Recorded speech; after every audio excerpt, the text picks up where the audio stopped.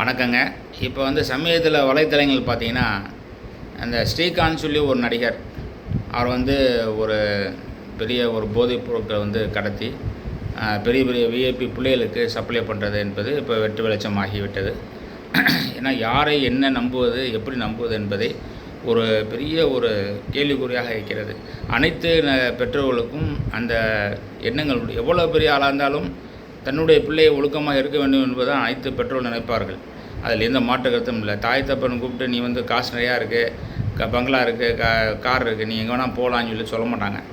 நீ ஒழுக்கமாக வரணும், உனக்காக தான் நாங்கள் இவ்வளோ வச்சுருக்கோம், உன்னுடைய ஃபியூச்சர் நல்லா இருக்காதான் தாய் தப்பு நிறைய தியாகம் பண்ணி நிறைய விஷயங்களை அவங்க தியாகம் பண்ணியிருப்பாங்க. அதெல்லாம் வெளியே சொல்ல முடியாது. ஒரு லெவலுக்கு ஒருத்தர் வந்திருக்காருன்னா அவர் நிறையா தியாகம் பண்ணியிருப்பார். அவர் வயசுலேயும் சரி தனிப்பட்ட முறை ஒழுக்கத்தை கடைப்பிடிச்சிருப்பார். செல்ஃப் கண்ட்ரோல் ரொம்ப முக்கியமாக இன்றைக்கி தேவைப்படுது. இன்றைக்கி உள்ள பிள்ளைகளுக்கு ரொம்ப தேவைப்படுது. என்ன காரணம்னா எல்லாமே உலகத்தில் வந்துடுது, எல்லாம் கையில் செல்லில் வந்துடுது. அதனால் அவங்க என்ன செய்கிறாங்கன்னா எதையுமே எல்லாத்தையும் நம்பிடுறாங்க. அந்த ஒன்று தான் அவங்களுக்கு ஒரு பெரிய கஷ்டமான சூழ்நிலையாக இருக்குது. குழந்தைகளும் அறியாமையாக போய் உள்ளுறது. அது அவங்க மேலே தப்பு கிடையாது. இந்த சமூகமும் இந்த நாடும் பார்க்குற மனிதர்கள் அனைத்துமே நல்லது, இவர் நல்லவர்கள் என்ற நம்பிக்கையில் தான் நம்பிக்கை துரோகம் செய்து அவருடைய வாழ்க்கையும் கெடுத்து இவருடைய வாழ்க்கையும் கெடுத்து விடுகிறார்கள். ஆகவே தயவுசெய்து பெண் பிள்ளைகள், முக்கியமாக ஆண் பிள்ளைகள் ரெண்டுமே இப்போ ஈக்குவல் ஆகிடுச்சு. இப்போ பெண்ணை விட இப்போ ஆண்களை தான் பயப்படன்ருக்கு, அந்த மாதிரி சூழ்நிலை இருக்குது. அதனால் தயவுசெய்து யார் எந்த பிள்ளைகளாக இருந்தாலும் சரி, நடுத்தர மக்கள் இருந்தாலும் சரி, அதுக்கு கீழே வறுமை கூட்டு கீழே இருக்க பிள்ளைகளாக இருந்தாலும் சரி, யாராக இருந்தாலும் சரி, வாழ்க்கை நீங்கள் தான் வாழ போகிறீங்க. நான் அடிக்கடி சொல்கிற காரணம் என்னென்னா, நிறையா பேர் சொல்கிறேன், இந்த உலகத்தையே அம்பானியை அதானியே எடுத்துங்க, இந்த உலகத்தை ஆல்ரெடி எடுத்துங்க. நம்மள மாதிரி சாப்பிட்ற மாதிரி அவங்க சாப்பிட மாட்டாங்க. அவங்க மாத்திரை தான் சாப்பிட்ருப்பாங்க. அவங்க உடலை பார்க்கறதுக்கும் அந்த நேரத்துக்கு மாத்திரை சாப்பிட்றதுக்கும் டைம் கரெக்டாக இருக்கும். நம்ம கூட பழைய கஞ்சி சாப்பிட்டு போயிடும், வெங்காயம் மிளகா கடிச்சு சாப்பிட்றோம். எல்லா நேரத்துக்கு வெறும் இப்போ காசா மக்கள் இப்படி சாப்பிட்றாங்க பாருங்கள். பச்சை இலையறுத்து சாப்பிட்ருக்கோம், ஒரு பிள்ளை சாப்பிட்டது பார்த்தோம். இது இறைவன் நம் கண்மணி காமிக்கிறான். உலகப் போரில் மக்கள் நிறையா கஷ்டப்படுறாங்க. இந்த மாதிரி நிறையா கஷ்டப்பட்டு நிறைய விஷயங்கள் அவங்க பிள்ளைகளை வளர்க்குறாங்க. பிள்ளைகளுக்காகவே நிறைய தியாகம் செய்யக்கூடிய பெற்றோர்கள் இருக்காங்க. ஆனால் அந்த பிள்ளைகள் வளர்ந்து இப்படி ஒரு தலைக்குழுவை பெற்றோர்கள் கொடுக்கும்போது அது ஜீரணிக்க முடியாது. ஆக இந்த சமூகம் என்பது நாமே, வேறு யாரும் கிடையாது. இந்த சமூகத்தை நாம் பாதுகாக்க வேண்டும். இதில் ஒவ்வொரு மனிதனும் தனிப்பட்ட முறையில் மனிதநேயத்துடன் மனிதாபிமானத்துடன் ஒவ்வொருத்தையும் பார்த்து இது என்னுடைய வழி. இப்போ ஒருத்தருக்கு வழி வந்துச்சுன்னா அது என்னுடைய வழி நினச்சி பார்த்தோம்னா அது சரியான ட்ரீட்மெண்ட் இருக்கும். அது அவர் தானே வந்திருக்குன்னா நாளைக்கு நம்ம வர்றது ரொம்ப நெருக்கம் ரொம்ப கம்மி. அதாவது எப்படி சொல்கிறதுனா, எதையுமே நம்ம விஷயமாக எடுத்தோம்னா அவங்கள நல்லா ஹெல்ப் பண்ணுவீங்க. நம்ம விஷயம் இல்லை, இது யாருக்கோ நினச்சிங்கன்னா நீங்கள் அப்படி தான் இருப்பீங்க. இது ரொம்ப முக்கியமாக இருக்குது. ஒரு 2021 பார்த்தீங்கன்னா கொரோனா சைனாவில் வந்துச்சுனாங்க, அமெரிக்கா வந்துச்சுனாங்க, அடுத்து வேறு நாடு வந்துச்சுனாங்க. ஆனால் பார்த்தீங்கன்னா இந்தியாவில் வந்துச்சுனாங்க, சென்னை வந்தாங்க, மதுரை வந்துருச்சு, இப்படி எல்லாத்துக்கும் வந்துச்சா. அப்போ தனக்கு வரும்போது உயிர் போகும்போது கண்ணுக்கு முன்னாடி அந்த உயிர் துடிக்கும்போது புதைக்கிறதுக்கு அதாவது ஒவ்வொரு சடலங்களும் அதாவது அந்த தகனம் பண்ணுறதுக்கு அவ்வளோ கூட்டம் ஜேசிபி வச்சு தோண்டி வைக்கிற அளவுக்கு ஆச்சு. இதெல்லாம் பார்த்துட்டோம் நம்ம எல்லாம் பார்த்தும் ஏன் நம்ம இன்னும் ஒரு பேரம் ஆகலை, இன்னும் ஏன் இன்னும் அடிமட்டத்திலேருந்து இன்னும் திருந்த மாட்டுறாங்க, அடிமட்டமாக போயிட்டுருக்காங்களே. பெரிய ஆளுங்கிறாங்க, அவங்க சாதாரண விஷயத்தில் மாட்டி ரொம்ப ஒரு சின்ன விஷயத்தில் மாட்டி அசிங்கப்படுறாங்க. இதெல்லாம் குழந்தையிலேருந்து பெரியவங்க வரைக்கும் உங்கள் கூட பிறந்தவங்க, உங்கள் சொந்தக்காரங்க எல்லாமே இதை பார்க்குறாங்க. இது நீங்கள் நினச்சிக்கலாம் கண்ணை மூடிட்டா உலகம் இருட்டிக்கிறோம்னு சொல்லி. அந்த தப்பு, நீங்கள் செய்கிற தப்பு உங்களை அறியாமல் உங்களை ரெக்கார்ட் ஆகிட்டே இருக்கும். இதை அடிக்கடி நீங்கள் நோட் பண்ணிங்க. தயவுசெய்து வளர்ந்தவங்க, வளர போகிறவங்க, இளைஞர்கள், படிக்கிறவர்கள், கல்வி, அவங்களுக்கு என்ன துறையோ அந்த துறையை சரியாக பாருங்கள்.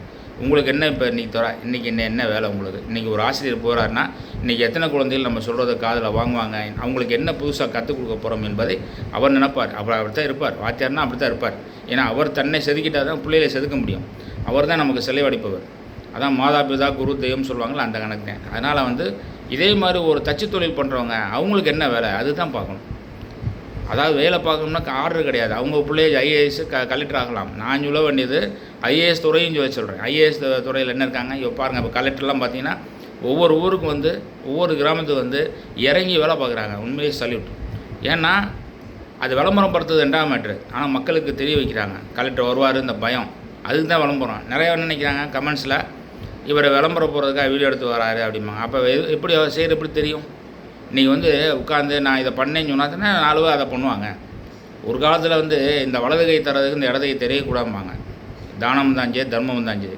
ஆனால் இன்றைக்கி தெரிஞ்சு பண்ணணும். அப்போ தான் அடுத்தவங்க வருவாங்க. ஏன்னா மனது கெட்டுப்போச்சு, மனதெல்லாம் இறுக்கிடுச்சு, கல்லாயிடுச்சு.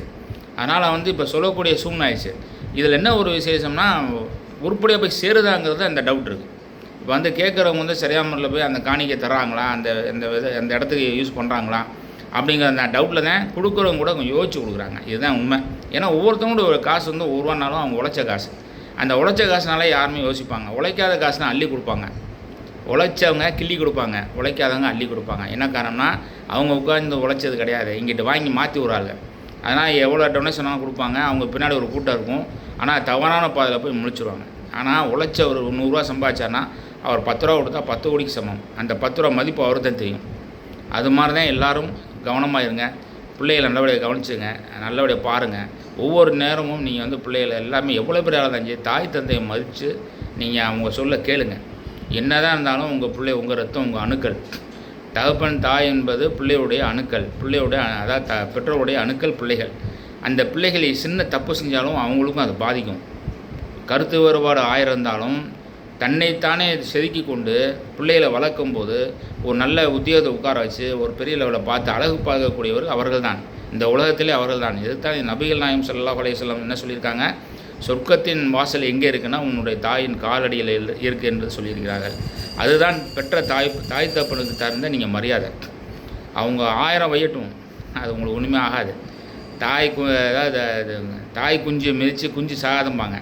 அந்த மாதிரி தான் எப்போவுமே வந்து ஒரு விஷயத்தை வந்து மாதாபிதா குரம் அடிக்கடியே சொல்கிறோம்னா, அந்த மாதாங்கிறது தாய் தப்பு வந்து அருமையான விளக்கத்தை சொல்லி உங்களுக்கு சின்ன வந்து தாளாட்டி உழுப்பாட்டி ஒரு லெவலில் கொண்டு வந்து ஒரு கண்ட்ரோல், ஒரு வண்டினா ஒரு கண்ட்ரோல் இருக்கும்ல, அது மாதிரி நம்ம கண்ட்ரோல் பண்ணுவாங்க. அதுதான் குடும்பம்.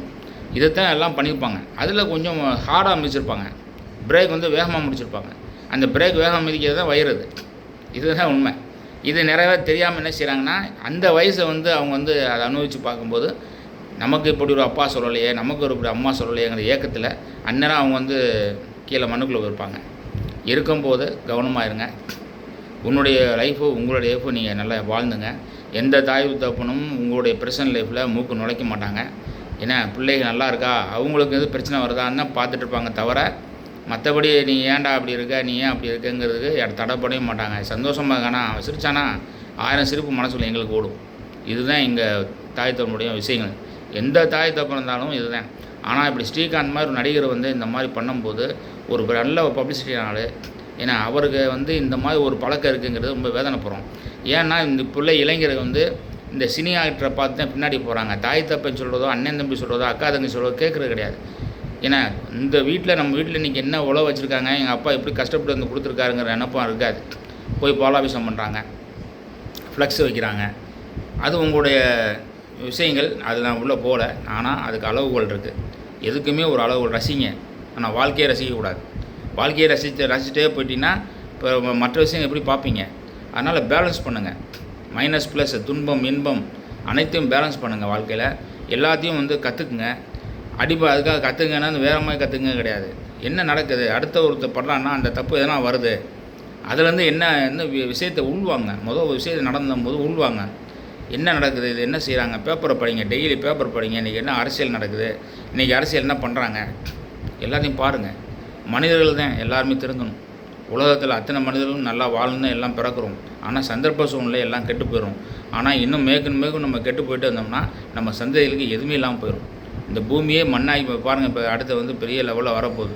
டோட்டலாக பூமியே அந்த ரணகலம் ஆக போகுதுங்கிறாங்க. வெப்பத்தை வந்து கொட்டப்போகுது. அந்த வெப்பத்தில் யார் தாங்குறா, யார் தாங்க மாட்டாங்க. அது ஒரு பெரிய சுனாமி தான். நம்ம நினைக்கிறோம் அது வெப்பம் தானே, ஆனால் அது ஒரு கொரோனா, அது ஒரு சுனாமி. இப்படி பூமிகள் வந்து டோட்டலாக சேஞ்ச் ஆகுது. ஓட்டையை போட்டு அது வந்து ஏற்பட்ட பில்டிங் ஆகி பூமியெல்லாம் வெயிட்டு பாறாங்கல் வச்சிட்டோம்னா மனிதர்கள் வளர எல்லாம் தேவைப்படுது. அதனால் வந்து மிருகங்கள் இருக்கிற இடத்துல மனிதர்கள் வாழ்கிறாங்க. அதனால் மிருகங்கள் உள்ளே வருது. இப்படி எல்லாம் இயற்கைக்கு மாறாக போயிட்டே இருக்கும். 4 வழி சாலை போகிறோம், வேறு வழி இல்லை, தேவைப்படுது. அதில் ஊட ஒரு வேலைத்தடை மாதிரி வழிப்பறி கொலைகார மாதிரி ஒரு டாக்ஸ் வரி வாங்கிறீங்க. மக்கள் காசு வரி எல்லாம் அவன் டென்ஷன் ஆகிறான். குடும்பத்தை ஓட்டுறதா, வரி கட்டுறதா, வியாபாரம் பார்க்குறதா, வியாபாரம் வச்சு எத்தனை கடை லாஸ் ஆகுது தெரியுமா? எவ்வளோ கடைகள் வந்து உங்களுக்கு வெளியே தெரியாமல் இருக்கும். நிறைய பேர் ஷோரூம் பண்ணுவாங்க, வியாபாரம் பண்ணாங்க, 3 மாதம் 4 மாதம் பார்ப்பாங்க, ஓடல, எதுவுமே தெரியாமல் ஆர்வத்தில் வச்சுருவாங்க. கடைசியில் இருக்கிற காசு போய் கதை இடத்து வேலைக்கு போயிடுவாங்க. இப்படி எத்தனை பேர் இருக்காங்க, எவ்வளோ பெரிய கோடீஸ்வரன் ஜீரோ ஆகிட்டாங்க. அதனால் வாழ்க்கை என்பது எல்லாமே கலந்துருக்கணும். தாய், தகப்பன், அண்ணன், தங்கச்சி, அப்பா, அம்மா எல்லாம் சேர்ந்து, அண்ணன் தம்பி எல்லாம் சேர்ந்து இருந்து ஒன்று பேசிங்க. நீங்கள் பேசவே வேணாம், ஆனால் கருத்துக்கள் கேட்டுங்க. ஒரு ஃப்ரெண்ட்ஸில் போய் கேட்குறது, நீங்கள் ஃப்ரெண்டுக்கு என்ன தெரியும், உன்னுடைய ஃப்ரெண்டு வந்து 25 வயசு 30 வயசு 40 வயசு வச்சுங்க, அவருக்கு என்ன தெரியுமோ அதான் சொல்லிப்பாரு. அதே உங்கள் தகப்பனை கேளுங்க, உங்களுக்கு வந்து 3 பங்கு 4 பங்கு சொல்லுவாள். இப்படி போனால் இப்படி ஆகும், இப்படி போனால் அப்படி ஆகும், முட்டுச்சந்து, இது வந்து எங்கேயும் போகாது, இது இப்படி போகும், இது போனால் பிரிஞ்சிடும் சொல்லிக் கொடுப்பார். வந்து தாய் தகப்பனை வந்து ஃப்ரெண்ட்லியாக வச்சுங்க, சொந்தக்காரங்களை வந்து கவனமாக வச்சுங்க. நூலாம்படம் மாதிரி சொந்தம். அதனால் வந்து நம்ம எல்லாத்தையும் மூக்கு நுழைக்கக்கூடாது. மதிக்க கற்றுங்க, சொந்தத்தை மதிக்க கற்றுக்கணும். பிரச்சனை வந்தால் சைலண்ட்டாக இருங்க. பிரச்சனை ஏதாவது யாருக்கா ஒன்றா போய் முதல்ல நில்லுங்க, அது உங்கள் கடமை. இதுதான் நமக்கு எல்லாமே பைபிள்லேருந்து, குரான்லேருந்து, பகவத்கீதைலேருந்து எல்லாம் நமக்கு தான் சொல்லியிருக்கு. ஆனால் யாரும் அதை வந்து காதில் வாங்குறதில்ல. எல்லாம் மத சார்மையை போட்டு நீயா நானான்னு போட்டு பழிச்சு பார்த்துட்டு இப்போ எல்லாமே வந்து மனிதர்கள் வந்து மக்களை வந்து குழப்பிக்கிட்டே இருக்கிறாங்க. மக்கள் நிம்மதியாக இல்லை, எல்லோரும் குழம்பி போயிருக்கோம். என்ன ஒரு நாளைக்கு ஒரு நியூஸ் வருது, திடீர்னு பார்த்தா போர் வருது, திடீர்னு பார்த்தா நிப்பாட்டுறாங்க, திடீர்னு பார்த்தா இது கச்சா எண்ணெய் விலை கூடுது, திடீர்னு பெட்ரோல் கூடிடுச்சு, திடீர்னு பார்த்தா ஒரு சார்க்கே இல்லை டிமாண்டு, திடீர்னு பார்த்தா ஒரு காம்படிஷனு, தொழில் காம்படிஷனு. மாதம் 1 ஆகுனா வாடகை கொடுக்கணும், மாதம் 1 ஈவி பில் கட்டணும், மாதம் 1 எதுனா வேலைக்கு சம்பளம் தரணும். ஒரு கம்பெனியில் 200 வச்சுருப்பாங்க, ஒரு கம்பெனி 100 வச்சுருப்பாங்க, ஒரு கம்பெனியில் 10 ரூபா வச்சுருப்பாங்க. அத்தனை பேருக்கு சம்பளம் தரணும்.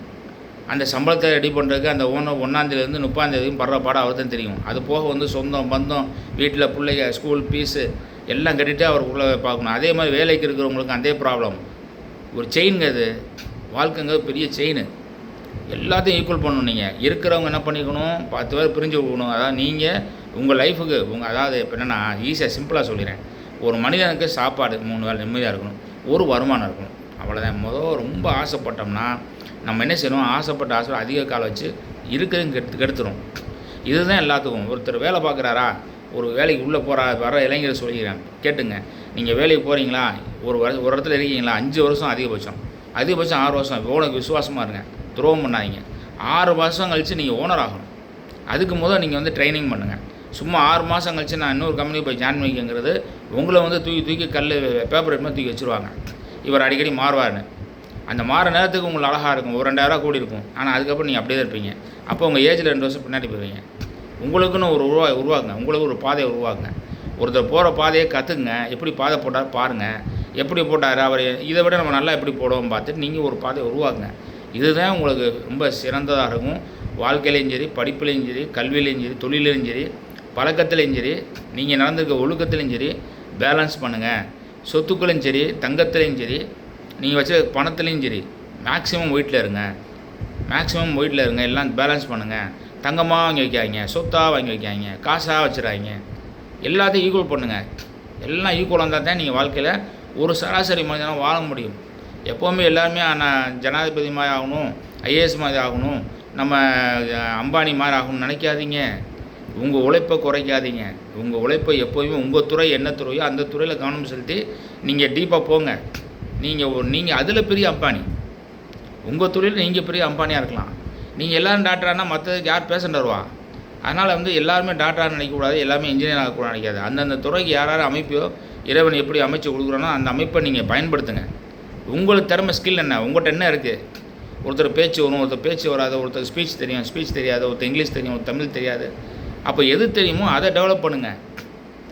அனாவசியமாக நம்மள போய் தேவையில்லாமல் போய் இப்போ வந்து நிறைய வாட்ஸ்அப்லேயும் ஃபேஸ்புக் உட்காந்துக்கிட்டு டயத்தை வேஸ்ட் பண்ணாதீங்க. எது தேவையோ பாருங்கள், நியூஸை பாருங்கள், அடுத்த முக்கியமான விஷயம் பாருங்கள், உலகத்தில் என்ன நடக்குதை பாருங்கள். 1/2 மணி நேரம் ஒதுக்குங்க, காலைல 1/2 மணி நேரம் ஒதுக்குங்க. ஒதுக்கி பார்த்துட்டு அடுத்த செகண்ட் என்ன செய்யணும், இன்றைக்கி என்ன பண்ணோம். நாங்கள் காலைல எழுந்துச்சி இளைஞர்கள் சொல்கிறேன், வளர்ந்தவங்களை உடலை விட்டுருங்க, மீடியமாக இருக்கிறவங்களுக்கும் தாய் தந்தை எல்லாத்தையும் விட்டுருங்க. நீங்கள் காலை எழுந்திரிச்சு போனால் இன்றைக்கி யாரை சந்தித்தோம், இன்றைக்கி நம்ம என்ன பண்ணோம், இன்றைக்கி ஒரு நாள் பொழுது என்ன பண்ணோம். ஒரு வருஷம் அசால்ட்டாக ஓடிடும், அடுத்து நீங்கள் ஒரு வயசு ஓடிடும். ஆனால் அந்த ஒரு வருஷம் திருப்பி கிடைக்காது, ஒரு நொடி கிடைக்காது. அதனால் நீங்கள் டெய்லி போய்ட்டு வந்தது எழுதுங்க பேப்பரில். இன்றைக்கி நான் இதை பண்ணேன், நாளைக்கு இதை செய்ய போகிறேன், நாளைக்கு இதை டெவலப் பண்ணணுன்னா 5 வருஷம் கழிச்சு நான் இந்த ஸ்டேஜில் இருக்கணும் அப்படின்னு ஒரு தொலைநோக்கு பாறை நோட் பண்ணி வச்சுங்க, ஒரு புள்ளி வச்சுங்க. இந்த பாதையை உருவாக்குங்க. நீங்கள் நினச்ச 5ஆவது வருஷம் நாங்கள் போய் உட்காரணும். நிறைய பேர் சொல்கிறேன் கேட்டுங்க, நிறைய பேர் நான் இப்போ சந்திச்சிட்ருக்கேன். வாட்ச்மேனை பார்த்து பேசிகிட்டு இருக்கேன், தள்ளு வண்டிக்காரை பேசிகிட்டு இருக்கேன். அவர்கிட்ட கேட்டால் பயங்கரமாக இருக்குது. அவர் உழைச்ச உழைப்பு அவ்வளோ உழைப்பு, ஆனால் சேமிக்க தெரில. நிறைய பேர் சேமிக்க தெரியாமல் காசை வேஸ்ட் பண்ணிடுறாங்க. சேமிப்பு ரொம்ப முக்கியம் வாழ்க்கையில். நீங்கள் 100 ரூபா கையில் இருந்துச்சுன்னா 20 ரூபா சேமிங்க, முடியலையா 5 ரூபா சேமிங்க. ரொம்ப முக்கியம். சேமிப்பு தான் நாளைக்கு உங்களை வந்து தூக்கி நிப்பாட்டும். ஆனால் அவரை பாருங்கள், உழைச்சி சேமிக்க தெரியாமல் காசை வேஸ்ட் பண்ணிட்டார். நல்லபடியாக பிள்ளையெல்லாம் படிச்சு வச்சுருக்காருனா அவர் இன்னும் டைசில் எடுத்துகிட்டு இருக்காரு. ஆனால் வாட்ச்மேன் என்ன செய்கிறாரு, அவருக்கும் அவரதே கதை தான். சரியான முறையில் அவருக்கு வந்து ஒரு பாதுகாப்புலான என்ன செய்கிறாரு, அன்றாட சாப்பாடு மேலே வாட்ச்மேன் வேலை பார்க்குறாங்க. வாட்ச்மேன் வேலை பாருங்கள், அந்த வயசுக்கு அவர் குளிரில் நைட்டில் கொசுக்கடியில் உட்காந்துருக்காரு. அப்போ அவர் சின்ன வயசில் என்ன சிலவங்க நல்லா வந்திருக்கலாம், சிலவங்க சேட்டை பண்ணியிருக்கலாம். ஆனால் அவர் அதை நினச்சி வெளியே சொல்ல மாட்டார். ஆனால் அவருக்கு என்ன ப்ராப்ளம் நினச்சி பாருங்கள். அந்த ஏஜில் நம்ம எப்படி இருக்கணும் அப்படின்னு நினச்சி பார்த்துங்க. எல்லோரும் வாழ்க்கையில் முன்னேறிட்டே இருக்கணும். அதே மாதிரி இந்த ஆட்சியும் முன்னேறணும். இந்த இந்திய நாடு வந்து ஒரு பெரிய விஷயம் நமக்கு அமைஞ்சது. எந்த வளம் இல்லை இந்த நாட்டில் சொன்ன மாதிரி நம்ம நாட்டில் தான் எல்லாமே ஈக்குவலாக இருக்குது. காற்று, மழை, தண்ணி எல்லாமே ஈக்குவலாக இருக்குது. பசுமை எல்லாமே இருக்குது. ஆனால் மக்களும் ஆட்சியும் கொஞ்சம் குழப்பமாக இருக்குது. மத சார்பம் கொஞ்சம் இருக்குது. மதத்தை மட்டும் கொஞ்சம் எடுத்து விட்டுட்டு மக்களுக்காக நேசிக்கிற ஆட்சி, மக்களுக்காக செய்யக்கூடிய ஆட்சி இருந்துச்சுன்னா நம்ம நாடு இன்னும் வல்லரசு ஆகும். இறைவனால் நம்ம பெரிய ஒரு பவர்ஃபுல்லாக இருக்கும். 145 கோடி மக்கள் இருக்கும். சாதாரண விஷயம் இல்லை. எல்லாம் சேர்ந்தோம்னா நம்ம நாடை எங்கேயோ கொண்டு போகலாம். ஆனால் தேவையில்லாமல் டயத்தையும் நாளையும் வேஸ்ட் பண்ணி நானாக பழிச்சு பார்த்துட்டு நீ பாய், நீ ஹிந்து, நீ கிறிஸ்டின் சொல்லி அநியாயம் அந்த வலைதளங்களை வேஸ்ட்டாகி மக்களை வந்து திசை திருப்பி வணிகம் மக்கள் செய்யக்கூடிய வணிகத்துக்களை போய் உள்ளே பாஞ்சு அந்த மதத்தை வந்து வணிகத்துள்ள போகுது. அப்போ அங்கே பார்த்தோன்னா வணிகம் பார்க்கும்போது இவர் யாரா, இவன் என்ன பெரிய ஆள் ஆகிட்டான், இவன் என்ன பெரிய ஆள்ட்டான். எல்லாம் மனுஷங்க. அவர் திறமைக்கு அவர் பெரிய ஆகிட்டார். ஒருத்தர் ஓடுறான்னா எவ்வளோ ஓடுறாரோ அவர் தான் எனர்ஜி, எவ்வளோக்கு ஓடிட்டே இருக்காரோ அவர் தான் எனர்ஜி இல்லையா. அவருக்கு பதில் நான் ஒன்றுனா அவருக்கு எனர்ஜி கிடைக்குமா, எனக்கு தான் கிடைக்கும். அப்போ எனக்கு எனர்ஜி ஒன்று நான் தான் ஒன்றும். அது தாங்க வணிகம். வணிகம் தான் சரி, எந்த துறையாக இருந்தாலும் சரி, எந்த ஒரு சர்க்கார் அரசு வேலை இருந்தாலும் சரி, தயவுசெய்து இந்த அரசு வேலை பார்க்குறவங்க நல்லவங்க இருக்கீங்க. அதிலே வந்து நிறைய பேர் வந்து வேறமாக இருக்கீங்க. தயவுசெய்து ஒருத்தர் அலையிறாரா, 1 மாதம் அலையிறாரு, 2 மாதம் அலையிறாரா, முதல் அவருக்கு என்ன பிரச்சனை முடிச்சு விடுங்க. அதுக்கு தான் உங்களை வந்து உட்கார வச்சுருக்காங்க. கட்சி வந்து ஆட்சி வந்து 5 வருஷம் மாறிடும்னா அதிகாரியில் நீங்கள் வந்து 60 வயசு இருப்பீங்க. 60 வருஷத்துக்கு உங்களுக்கு 58 வயசுக்கு இருக்குது. அப்போ உங்களுக்கு எத்தனை மக்கள் எவ்வளோ அலைகிறாங்க. ஒரு கையெழுத்துக்கு ஒரு பெரியம்மா அலைஞ்சிருக்கு. கலெக்டர் ஆஃபீஸுக்கு பார்க்குறேன், ஒரு கையெழுத்து பென்ஷன் கிடைக்கலையான்னு அந்த அம்மா பகிப்பு இல்லை. அதுனா அவங்களுக்கு தேவையில்லாமல் வெளியே அனுப்பிச்சிடாங்க. உள்ளே இருக்கிற அதிகாரி நல்லவராக இருப்பார், அவர் சைன் பண்ண ரெடியாக இருப்பார். ஆனால் வெளியே இருக்கிறவங்க அந்த 5 ரூபா 10 ரூபா அவங்க கிடைக்கிறது அனுப்பிச்சுட்ருவாங்க. ஆனால் அவங்க லைஃபே நீங்கள் அவங்க வகுத்தில் வந்து நீங்கள் வந்து மண்ணள்ளி போடுறீங்க. தயவுசெய்து உங்களுக்கும் பொண்டாட்டி பிள்ளைய இருக்குது. நீங்கள் பார்க்குற துறை புனிதமான துறை. அந்த அரசு அதிகாரிகளுக்கு நான் தாழ்மையோடு கேட்டுக்கொள்கிறேன். எந்த ஒரு வந்தாலும் கொஞ்சம் வேகமாக வேலை பாருங்கள். பெண்டிங் பண்ணி உங்களுக்கு தான் தலையில் ஏறிடும். கடைசியில் வந்து உட்காந்து ஒரு பெரிய அதிகாரி வந்து இதெல்லாம் ஏன் பார்க்கல, இத்தனை மாதம் வந்துருக்கு, 8 மாதம் அந்த ஃபைல் இருக்குது, ஏன் நவல்லாம் கேட்டால் நீங்கள் அந்த இடத்துல கையிட்டு நிற்கிறீங்க. எதுக்கு தேவையா? அப்போ உடனே செய்கிறோம் நைட்டு உட்காந்து வேலை பார்த்து அந்த கஸ்டமர் போடுவோம், அந்த வாடிக்கையால் செத்து போயிருப்பான்.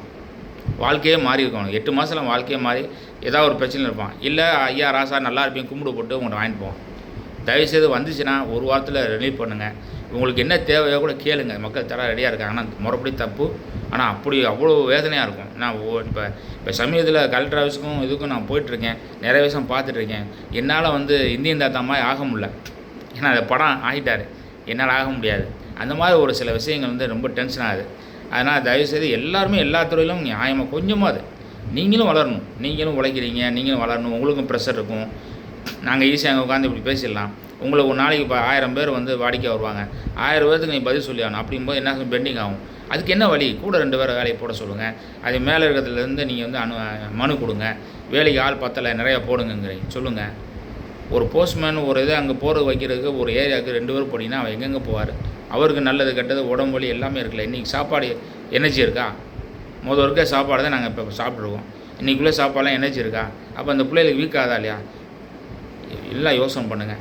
எல்லாருமே இந்த சமூகம் வந்து அத்தனை மக்களும் கவனமாக இருக்கணும்.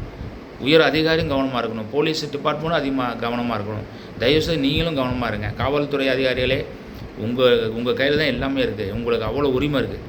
யாரை பார்த்தாலும் அடிக்கலாம், யாரை பார்த்தாலும் வைக்கலாம். யாரையும் நீங்கள் வந்து ஈஸியாக வந்து சட்டை பிடிச்சி இருக்கலாம். வேறு பப்ளிக் இப்படி செய்ய முடியாது. அப்போ நீங்கள் அது எதுக்கு இழுக்கிறோம்? ஒருத்தர் சட்டை பிடிக்கிறாருந்தா அவர் தவறு செய்தாலும் இழுங்க. அதுக்கு உங்களுக்கு உரிமை இருக்குது. நியாயமாக இருக்கிற ஒரு தலை குனிஞ்சு போகிற அளவுக்கு நீங்கள் சட்டை பிடிக்கக்கூடாது. ஒருத்தர் ரொம்ப நாளாக அந்த 40 வருஷமாக நல்ல பேர் வாங்கியிருப்பார். பப்ளிக் மேலே அவர் வந்து சட்டை பிடிச்சி இழுத்துறீங்கன்னா போச்சு, அவர் உயிரே விட்டுருவார். அப்போ யாரை பார்க்குறோம் என்ன விசாரிங்க, விசாரித்து நீங்கள் அடிங்க உதைங்க, உங்களுக்கு எல்லாமே உண்டு. ஆனால் எடுத்தோம்னா வந்து ஏஜை பாருங்கள், அவங்க வயசை பாருங்கள். ஒரு போக்குவரத்து துறையில் ஒரு தப்புன்ட்டார், ஹெல்மெட் போடாமல் மாட்டார்னா பாட்டியாக அன்பாக சொல்லி வாங்க, நீங்கள் சொன்னால் கேட்பாங்க. பரவாயில்லையே காவல் அதிகாரி இவ்வளோ அன்பாக பேசுகிறாருன்னு சொல்லி 500 கொடுத்து 600 கொடுப்பார், ஃபைன் கட்ட ரெடியாக இருப்பார். நீங்கள் வைகிற வார்த்தையில் தான் அவர் என்ன செய்கிறாரு, எதிர்த்து பேசுகிறாரு, வீடியோ எடுத்துகிறாரு. உங்களுக்கும் பிரச்சனை, அவருக்கும் பிரச்சனை. இது நீங்களே இழுத்துக்கிறீங்க. அதிகாரியும் வந்து சொல்கிறேன், உங்களை நான் தப்பாக சொல்லலை, நீங்கள் அப்படி அந்த டென்ஷன் ஏன்னா எவ்வளோ சொன்னால் இந்த காட்டு பயில கேட்க முடியாங்களே, மாட்டுத்தனமாக போகிறாங்களே, உங்களுக்கு தானடா நாங்கள் சொல்கிறோம்னு சொல்லி அந்த வீரத்தில் பேசுகிறீங்க. ஆனால் சமயங்களில் வந்து அந்த மரியாதை குறைய பேசும்போது மக்களுக்கு டென்ஷன் ஆகுது. தயவுசெய்து காவல் அதிகாரிகளுக்கும் உண்மையிலே சொல்லிவிட்டு, உண்மையிலே வந்து நீங்கள் வந்து ஒரு பெரிய விஷயம் பண்ணுறீங்க. எந்த விஷயம்னா நைட்டு 1 மணி நேரம் 2 மணி நேரம் ஒரு அழகாக்குறீங்க. ஒரு பிரச்சனை வரும்போது ப்ராப்பராக வந்து செய்கிறீங்க, அதெல்லாம் தப்பே கிடையாது. ஒரு பெட்டிஷன் போனாலும் நல்லா இப்போல்லாம் வந்து உட்காந்து நல்லபடியாக கேட்குறீங்க, அதெல்லாம் எந்த குறையும் இல்லை. சில இடங்களில் சில நடக்குது, அவ்வளோதான், வேறு ஒன்றும் இல்லை. இரவு நல்லா எல்லோரும் நல்லாயிருப்போம், இந்த மக்கள் எல்லோரும் நல்லா இருப்போம். இருக்கிற வரைக்கும் என்ஜாய் பண்ணுங்கள். இந்த வீடு வாடகை வீடு, இந்த உலகம். இந்த வாடகை வீட்டிலேருந்து நம்ம வெளியேறும்போது ஏதாவது விட்டுட்டு போகணும், நம்ம நல்லது செஞ்சு விட்டுட்டு போவோம் மக்களுக்கு, அவ்வளோதான். இதுதான் எங்களால் சொல்ல முடியும். எங்கிட்ட பவர் இல்லை, சொல்லத்தான் முடியும். அனைத்தும் அந்த துறை இருக்கிறவங்க தயவுசெய்து அக்கறை எடுத்து பாருங்கள். இப்போ இருக்கிற மாவட்ட ஆட்சியை ஒவ்வொருத்தரும் பார்க்கும்போது பெருமையாக இருக்குது. ஒவ்வொரு தெருவுக்கு வந்து ஒரு பாட்டியமான உட்காந்து என்ன எழுதுறீங்க, மனு எழுதுறீங்க கேட்குறாரு.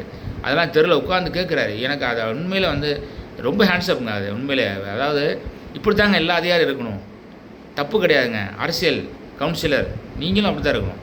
கவுன்சிலர் நம்ம சும்மா சொல்லக்கூடாது. பாவம், அவர் கவுன்சிலர் போட்டுட்டு அவர் வந்து டெய்லி 5 மணிலேருந்து நைட்டு 10 மணி வரைக்கும் அவர் வந்து போன போட்டால் அவர் என்ன செய்வார், இந்த வீட்டில் சாக்கடை வரல, அங்கே ட்ரைனேஜ் வரல, அங்கே மூடி இல்லை அப்படின்னா அவர் என்ன செய்வார், மேலே போய் சொல்லும்போது, சட்டமன்றத்தில் போய் சொல்லும்போது ஒன்றும் அங்கே எடுப்படல, மாமன்றத்தில் போய் சொல்லும்போது ஒன்று எடுக்க முடியல. அவர் பேச்சு அங்கே எடுக்கலைங்கும் போது, அங்கே வேலை நடக்கும்போது அவர் டென்ஷன் என்ன செய்கிறாரு, மக்களை கெட்ட பேர் வாங்கிறாரு. இது ஒரு செயினுங்க. அதனால் கவுன்சிலர் வர்றதும் மாமன்றத்தில் கேட்கணும், மாமன்றத்தை சொல்கிறதும் கவுன்சிலர் கேட்கணும். கவுன்சிலர் வந்து மக்களுக்கு நல்லது செய்யணும், ரொம்ப முக்கியம். ஏன்னா ஒரு இடத்துல கவுன்சிலர் வந்து இப்போ சாதாரண ஒரு தெருவில் கேமரா வைக்கிறோம் வச்சுக்கலேன், சில இடத்துல கேமரா வச்சுறாங்க, சில கேமரா வைக்க முடியாங்க. அப்போ எங்கள் கவுன்சிலில் ஏன் வைக்கல? இப்போ இவர் என்ன செய்கிறாரு, காசு வாங்கிட்டாரா, அடுத்த கேள்வி அதான் வருவா, மக்களுக்கு அதானே வரும். அப்போ நீங்கள் என்ன பண்ணணும், ஒருத்தருக்கு கேமரா ஆர்டர் பண்ணிங்களா, அத்தனை கவுன்சிலும் கொடுத்து அத்தனை வரும் வைங்க. அப்போ அத்தனை கவுன்சிலருக்கு பேர் ஆயிரும்ல. ஒரு கவுன்சிலர் நல்ல பேர் வாங்குவோம், அங்கே மட்டும் ஓட்டு அதிகமாகுங்கிற எண்ணம் வந்துடும். அப்போ இவரெலாம் வாங்கி ஏதோ சாப்பிட்டாராங்கிற எண்ணம் வரும். இது மனிதன்னா உள்ளே வந்து ஒரு சின்ன சைத்தான் இருக்கும். இதாங்க வேற ஒன்றும் இல்லை. வாழ்த்துக்கள், எல்லா அனைவருக்கும் வாழ்த்துக்கள். தேங்க்யூ.